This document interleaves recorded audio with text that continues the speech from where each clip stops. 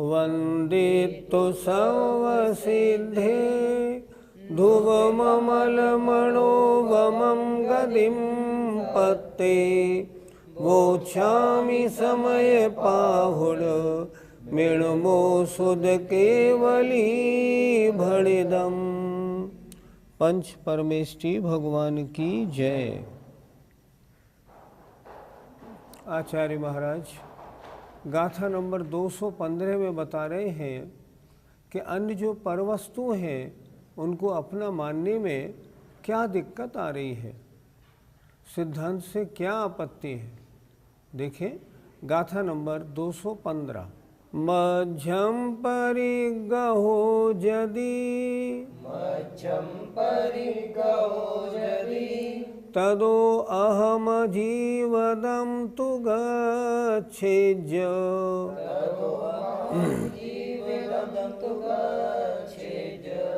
प्रणादेव अहम जम्मा तम्माण परिगहो मध्यम। बोलो मध्यम परिगहो यदि तदो अहम जीवदम तु गच्छेज्य प्रणादेव अहम जम्मा तम्माण परिगहो मध्यम। मध्यम परिगहो यदि तदो अहम जीवदम तु गच्छेज्य प्रणादेव अहम जम्मा तम्माण परिगहो मध्यम। वर्तमान में दो तरह के समय सार प्रचलन में हैं। एक आचार्य अमृतचंद स्वामी का जिसमें उन्होंने टीका की है, और एक वो समय सार जिसकी टीका आचार्य जयसेन महाराज ने की है। अमृतचंद स्वामी का जो समय सार है उसके और हम जो पढ़ा रहे हैं आचार्य जयसेन महाराज की टीका वाले समय सार के शब्दों में भी कहीं कहीं अंतर है, और गाथा नंबर में तो बहुत जगह अंतर है। लगभग सभी गाथाएं आगे पीछे हैं, क्योंकि दोनों समय सारों में गाथाओं की संख्याओं में भी अंतर है। लिहाजा ये जो गाथा है ना, उस गाथा के हिसाब से गाथा निकाल के समझ लीजिए। हमने जिन जिन महानुभावों को जो ग्रंथ भेजे हैं वो आचार्य जयसेन महाराज की टीका वाले हैं, और टीका उसमें आचार्य ज्ञान सागर जी महाराज जो आचार्य विद्यासागर जी महाराज के दीक्षा गुरु थे, उन्होंने जो टीका लिखी है वो टीका वाले भिजवाए हैं। अगर आपके पास नहीं हो आप भी मंगाएं, हम फ्री भेजते हैं। इससे आपको पढ़ने में ज्ञानशाला में बहुत अच्छी सुविधा होगी, अच्छा भी लगेगा। आइए इस गाथा का अर्थ देखते हैं। मध्यम मेरा हो जाए परिगहो परिग्रह यदि यदि यदि परिग्रह मेरा हो जाए तदो तब अहम अजीवदम मैं अजीवपने को गच्छेज्य प्राप्त हो जाऊं। णादेव अहम जम्मा जम्मा माने क्योंकि किंतु अहम णादा एव मैं तो शुद्ध ज्ञानमयी हूँ। तम्मा इसलिए मध्यम मेरा परिग्रहो न परिग्रह नहीं है। जीव जीव का ही तो हो सकता है, जीव अजीब का कैसे हो जाएगा, और अजीब अजीब का रहेगा वो जीव का कैसे हो जाएगा। क्या जीव और अजीब एक हो सकते हैं? कभी नहीं हो सकते। जीव जीव है, अजीब अजीब है। जितना भी अन्य पर वस्तुओं का ग्रहण है, वो परिग्रह लिखा है यहाँ पर, परिग्रह अन्य वस्तु जितनी भी है वे अगर वो मेरी हो जाएंगी तब तो मैं शुद्ध ज्ञानमयी हूँ, मैं भी उन अजीबपने को प्राप्त हो जाऊँगा। इसलिए ना तो वे अजीब जीव बनती हैं, ना मैं अजीब जीव हूँ, मैं तो शुद्ध ज्ञान चैतन्य स्वरूपी हूँ। फिर एक बार देखें अच्छी तरह। यदि परिग्रहो मध्यम, यदि परिग्रह मेरा हो जाए, तब अहम मन में अजीवदम तु गच्छे, जो अजीव पने को प्राप्त हो जाऊं। तीसरी पंक्ति देखिए, जम्मा किंतु अहम नादा एव, हम तो शुद्ध ज्ञानमयी हूँ, ज्ञाता ही हूँ। तम्मा इसलिए मध्यम परिग्रहो न, मेरा परिग्रह नहीं है। अन्य किसी भी वस्तु का ग्रहण मेरे द्वारा नहीं हो सकता। मैं तो आत्मा हूँ, आत्मा ही रहूँगा, और मुझ में परमाणु मात्र भी अन्य का कोई ग्रहण नहीं है। अर्थ देखें, यदि यह शरीर आदि परद्रव्य भी मेरा परिग्रह हो जाए, तो फिर मैं भी अजीवपने को प्राप्त हो जाऊं। किंतु मैं तो ज्ञाता ही हूँ, इसलिए यह सब कुछ मेरा परिग्रह नहीं है। पंडित जी, क्या आत्मा में अन्य द्रव्य का अंश भी नहीं पाया जाता? आत्मा में ही नहीं, किसी भी द्रव्य में अन्य द्रव्य का अंश प्रवेश नहीं करता। चाहे वो संश्लेष संबंध होके एक में एक मिल जाए, फिर वो अलग रहते हैं, वो अलग रहते हैं। इसी समय सार जी में जब शुरू में गाथा नंबर 40 के आसपास आत्मा का स्वरूप बताया था, तो क्या बताया था? अहमिको खलु शुद्धो दंसणाणमयो सदारूवी, नवि अत्थि मध्य किंचिवी अर्णम परमाणु मित्तम्पि। अहम एको, मैं एक हूँ, खलु शुद्धो, निश्चय से शुद्ध हूँ, दंसणाणमयो, दर्शन ज्ञानमय हूँ, सदा अरूपी, सदा अमूर्तिक हूँ, नवि अत्थि मध्य किंचिवी, मेरा नहीं है, अर्णम परमाणु मित्तम्पि, अन्य परमाणु मात्र भी मेरा नहीं है। ये मेरा स्वभाव है। अब यदि अन्य परमाणु मात्र मेरा नहीं है, और यहाँ अगर अन्य द्रव्य का शरीर आदि को मैं अपना मान के ग्रहण कर लूँ, तब तो फिर मैं अचेतन बन जाऊँगा। मैं अपने स्वभाव से स्खलित हो गया, वो संभव नहीं हो सकता। इसलिए यहाँ आचार्य ने बहुत स्पष्ट लिखा है, बहुत अच्छा उन्होंने लिखा है, बिल्कुल स्पष्ट, मेरा मध्यम परिग्रहो नभि, मेरा परिग्रह नहीं है। यदि हो जाए तो मैं अजीवपने को प्राप्त हो जाऊं। और क्योंकि मैं तो ज्ञाता ही हूँ, इसलिए अन्य द्रव्य का ग्रहण, अन्य परिग्रह मेरा कदापि नहीं हो सकता। ये त्रिकाल सत्य है। पंडित जी, क्या राग द्वेष आदि भाव कर्म मेरे नहीं हैं? मैंने किए हैं, मुझ में हुए हैं, इसलिए मेरे तो हैं, लेकिन शुद्ध ने की अपेक्षा नहीं, अशुद्ध ने की अपेक्षा मेरे हैं। क्यों? अच्छा, ये भाव कर्म किस में होते हैं? अशुद्ध आत्मा में होते हैं। तो शुद्ध आत्मा में ये होते हैं कि नहीं? नहीं होते। तो ये किसके हुए? अशुद्ध आत्मा में हुए। तो जब अशुद्ध आत्मा में हुए तो निश्चय ने के अनुसार नहीं, अशुद्ध निश्चय ने भी व्यवहार कहा गया है, इसलिए निश्चय ने के अनुसार ये नहीं है। मेरे भाव कर्म है व्यवहार ने से या अशुद्ध निश्चय ने से, मेरा कोई नहीं है शुद्ध निश्चय ने से। यहाँ चर्चा हो रही है शुद्ध निश्चय ने की, तो शुद्ध निश्चय ने से मेरा परमाणु मात्र भी नहीं है, मैं तो शुद्ध ज्ञाता दृष्टा मात्र हूँ। पंडित जी, आत्मा में लीन होने के लिए हमको क्या करना चाहिए? श्री द्रव्य संग्रहकार ने इस संबंध में एक गाथा बहुत सुंदर दी है। उन्होंने लिखा है, अन्य सब पर पदार्थों से हटके अगर आत्मा में रमना चाहते हो, लीन होना चाहते हो, तो क्या करें?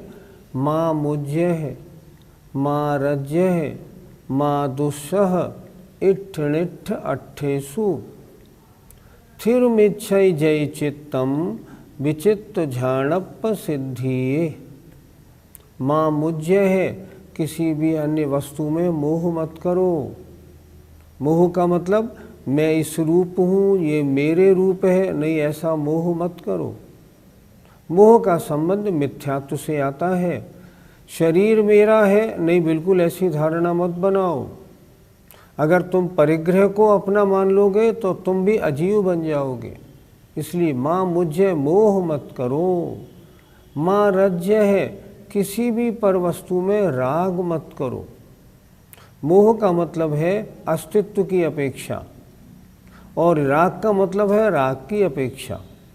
माँ रज्य है, रंच मात्र राग मत करो। माँ दुस्सह द्वेष मत करो। माँ मुज्य है, माँ रज्य है, माँ दुस्सह है। किनके साथ? इट्ठ अट्ठेसु। संसार में जितने भी अच्छे लगने वाले और अच्छे नहीं लगने वाले पदार्थ हैं, उन सब में, इस 54 सारे पदार्थों में, जब सारे पदार्थों में राग द्वेष मोह नहीं करेंगे तो फिर कर्म का आश्रय बंद कैसे होगा? ये है ध्यान की पद्धति। आगे लिखते हैं, थिरुमिच्छय जय चित्तम विचित्त ध्यानप सिद्धिये। तरह तरह के ध्यानों की सिद्धि के लिए अगर तुम स्थिर होने की इच्छा रखते हो तो ऐसा चिंतन करो। अगर ऐसा चिंतन कोई करता है और उस समय सबसे भिन्न अपने को मान लेता है, तब अन्य वस्तु का परिग्रह कैसे बनेगा? बिल्कुल नहीं बनेगा। और उस समय परिणाम कैसे होंगे? राग द्वेष मोह से रहित होंगे। उन परिणामों को हम क्या कहेंगे? हम कहेंगे शुद्धोपयोगी, निर्विकल्प समाधि रूप। और यहाँ आचार्य स्पष्ट लिख रहे हैं कि आत्मा जब शुद्धोपयोग रूप या निर्विकल्प समाधि रूप होता है, उस समय उसके कर्मों का आश्रय बंद नहीं होता। क्या होती है? मात्र निर्जरा ही निर्जरा होती है। और निर्जरा भी कितनी होती है? फिर समय असंख्यात गुणी, असंख्यात गुणी, असंख्यात गुणी। इसलिए ऐसी व्यवस्था बना के अपने चित्त को इस तरह एकाग्र करके अगर ध्यान और चिंतन किया जाए अपने स्वरूप का, मैं ऐसा हूँ, तो निश्चित रूप से परम निर्जरा प्राप्त होती है। गाथा 215 का पद्यानुवाद देखिए। देहादि को यदि मदीय मनो कहूँगा, निशंक चेतन अचेतन में बनूंगा। मैं तो सचेतन निकेतन होतना हूँ, मेरा नहीं पर परिग्रह में बना हूँ। स्पष्ट लिख रहे हैं पहली दूसरी लाइन में, अगर तुम देहादि को अपना मानोगे तो निशंक, ये चेतन है ना, मैं अचेतन बन जाऊंगा। लेकिन मैं ऐसा है नहीं, इसलिए कोई परिग्रह मेरा नहीं है। आइए गाथा नंबर 216 देखिए। आदम्मिदव भावे, आदम्मिदव भावे, अथिरे मोतूण गिर्ण तवणियदम, अथिरे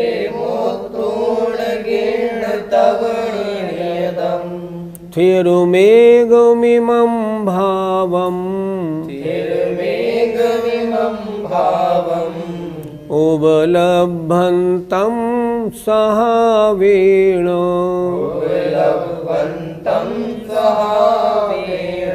बोलो। आदम्मिदव भावे, अथिरे मोतूण गिर्ण तवणियदम्, थिरुमेघमिमं भावम्, उपलभन्तं सहावेण।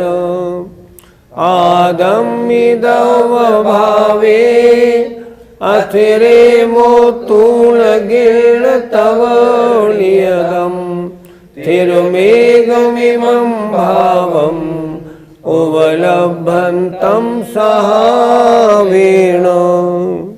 एक एक शब्द को समझते हैं। आदम्मी, आत्मा में, दव भावी, जो द्रव्य और भाव कर्म हैं उनको, द्रव्य कर्म आत्मा के साथ लगे ज्ञानावरणादि 8 कर्म पुद्गलमय। भाव कर्म कर्म के उदय में होने वाले आत्मा के राग द्वेष रूप परिणाम भाव कर्म। तो आत्मा में जो द्रव्य कर्म और भाव कर्म है, इनको अस्थिर होने से ये स्थिर नहीं रह सकते। क्यों? मेरे स्वभाव नहीं, ये तो अस्थिर है। आज है कल नहीं है, नए आते हैं और जाते हैं, बदलते हैं, सब कुछ होता है इनमें। छोड़कर इनको तो छोड़ दो। द्रव्य और भाव कर्म अस्थिर है, इसलिए ये मेरे नहीं, इन्हें हटा दो। अब ग्रहण करो किसको? अपने निश्चित स्थिरम एकमिमं भावम, स्थिर एक इस भावम माने आत्मपद को। अर्थात मैं तो ज्ञायक भाव मात्र चैतन्य मात्र हूँ। ये आत्मपद कैसे होगा? उपलब्धंतम सहावेण, स्वभाव से अनुभव करने योग्य है। तो स्वभाव से अनुभव करने योग्य जो आत्मपद को है उसको ग्रहण करो, जो कैसा है? निश्चित है और स्थिर है। फिर जरा देखें एक बार, आत्मा में द्रव्य और भाव कर्मों को अस्थिर होने से छोड़कर जो स्वभाव होता है वो स्थिर होता है, जो स्वभाव नहीं होता वो अस्थिर होता है। आत्मा में द्रव्य और भाव कर्मों को अस्थिर होने से छोड़कर अपने निश्चित और स्थिर एक आत्मपद को ग्रहण करो। कैसा है वो आत्मपद? सहावेण उपलब्धंतम, अर्थात स्वभाव से अनुभव करने योग्य है। ऐसे अपने उस शुद्ध चैतन्य आत्मपद को ग्रहण करो। ये सारी द्रव्य और भाव कर्म ये मेरे नहीं हैं, लेकिन मेरा जो स्थिर, जो अनुभव करने योग्य मेरा जो आत्मपद है वही मेरा रूप है, अतः वह मैं हूँ, ऐसा ग्रहण करो। द्रव्य कर्म और भाव कर्मों को अस्थिर जानकर छोड़ दो। अर्थ देखें, आत्मा में द्रव्य और भाव कर्मों को अस्थिर होने से छोड़कर नियत, स्थिर तथा एक स्वभाव से अनुभव करने योग्य इस भाव को, किसको? चैतन्य मात्र ज्ञान भाव को ग्रहण करो। पंडित जी, द्रव्य कर्म और भाव कर्म कैसे हैं? ये विनाश होने वाले हैं, ये अस्थिर हैं, ये मेरे स्वभाव रूप नहीं। आज जो कर्म आत्मा के साथ हैं, कल उनकी स्थिति, कौन उदय में आया, सत्ता में क्या चेंज हुआ, सब अस्थिर हैं और बदलने वाले हैं। इनमें परिणमन क्यों ऐसा होता है? क्योंकि ये स्वभाव नहीं, ये स्वभाव नहीं, ये तो विभाव परिणाम है। इसलिए द्रव्य कर्म हो या भाव कर्म, ये आत्मा के स्वभाव न होने से सारे के सारे ये जो विभाव है ये अस्थिर हैं, निश्चित नहीं है मेरे, इसलिए ये छोड़ने योग्य है। पंडित जी, मेरा शुद्ध स्वभाव कैसा है? आचार्य कुंद महाराज नियम सार जी में कहते हैं, एगो में सास दो अप्पा राण दंसन लक्षणों शेषा में बाहिरे भावा सव्वे संजोग लक्षणा। मैं कैसा हूँ? एगो, मैं अकेला हूँ, शाश्वतो शाश्वत हूँ, ऐसा आत्म रूप हूँ। राण दंसन लक्षणों, ज्ञान दर्शन लक्षण वाला हुए। शेषा में बाहिरे भावा, जितने ये बहिरंग पदार्थ सब मेरे अलावा जितने हैं सब वे संयोग लक्षणा, ये तो संयोग लक्षण वाले हैं, मेरे स्वभाव नहीं। इसलिए मुझे क्या करना? मुझे इनको अपना स्वभाव नहीं मानना। मुझे अपने को कैसा मानना? देखिए क्या लिखते हैं आचार्य पूज्यपाद महाराज, स्वसंवेदन सुव्यक्तस् तनुमात्रो निरत्ययः अत्यंत सौख्यवान आत्मा लोकालोक विलोकिनः। बहुत अच्छा आत्मा का स्वरूप लिखा। मेरी आत्मा का शुद्ध स्वरूप कैसा है? स्वसंवेदन सुव्यक्तस। मैं जब अपने आप का संवेदन करूं तब ये मुझे व्यक्त प्रकट होता है। तनुमात्रो में शरीर के बराबर है। निरत्ययः कभी नाश होने वाला नहीं। निरत्यः अत्यंत सौख्यवान आत्मा और अत्यंत परम सुख वाला है। अत्यंत सौख्यवान आत्मा लोकालोक विलोकिनः। मैं स्वभाव से कैसा हूँ? लोक आलोक को देखने वाला केवल ज्ञान जैसा हूँ। मेरा ज्ञान गुण वर्तमान में आच्छादित है, इससे क्या? स्वभाव से तो मैं सिद्धो जैसा हूँ।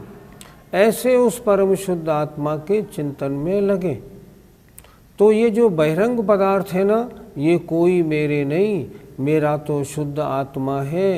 द्रव्य कर्म भाव कर्मों से मेरा संबंध नहीं, मेरा तो शुद्ध आत्मा है। मैं इसी को अपना स्वरूप स्वीकार करता हूँ। पंडित जी, इस सिद्ध स्वरूप की प्राप्ति कैसे होती है? चौथा पद दिया है ना इसी गाथा का, उपलब्धंतम सहावेण। ये कैसे प्राप्त होगा? ये स्वभाव से प्राप्त होता है, अर्थात विभाव परिणामों से दूर हटें, राग द्वेष काम क्रोध आदि परिणामों से हम दूर हटें और अपने ज्ञान में चिंतन में अपने आत्मा के शुद्ध स्वरूप को लाएं। उपलब्धंतम सहावेण, अपने स्वभाव के द्वारा इसकी उपलब्धि है। बाजार में नहीं मिलता, खरीद के ले आएं। कोई आपको दे दे ऐसा होता नहीं। तो ये तो क्या होगा? ये तो स्वयं अपने में ही उत्पन्न करना पड़ता है। इसलिए स्वभाव से अर्थात विभाव रूप जो परिणाम है, राग द्वेष मोह आदि परिणाम, इनको छोड़ के एकाग्रता प्राप्त करके जो इसको पाने का अभ्यास करते हैं उनको शुद्ध आत्मस्वरूप की प्राप्ति होती है। और इस शुद्ध आत्मस्वरूप की प्राप्ति का एक यही मार्ग है और कोई दूसरा मार्ग नहीं। और इसको प्राप्त करने के लिए बिना निर्ग्रंथ बने प्राप्ति होती नहीं। गाथा 216 का पद्यानुवाद देखिए।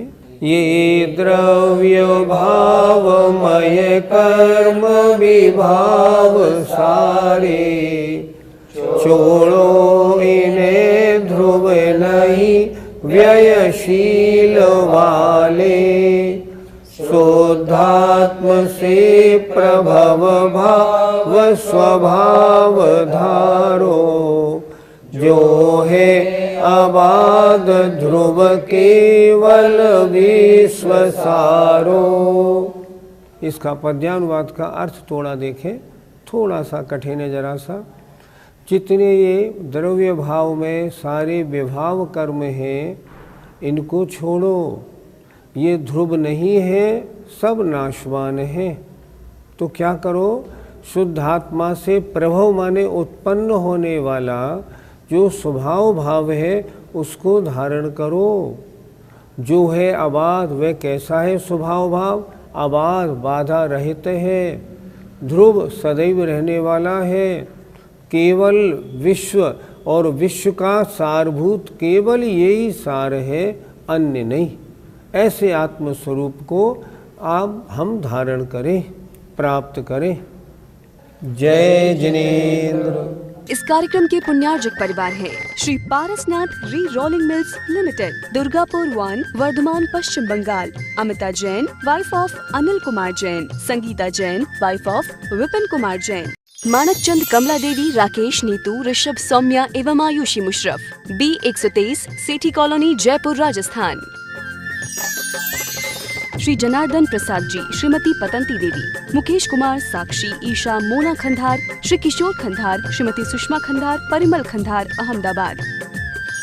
शुल्लक 105 श्री ज्ञान सागर जी महाराज की पुण्य स्मृति में श्रीमती शांति देवी छाबड़ा, पटना, बिहार। ईसरी पारसनाथ एवं उनके पुत्र पुत्रवधू श्री अशोक उमा, पटना। श्री विनोद बबीता, गुवाहाटी। श्री सुनील शालू, पटना। ब्रह्मचारी संजय भैया, ईसरी। श्री अभय मेघना, चंडीगढ़। श्री आलोक मेघना, वडोदरा।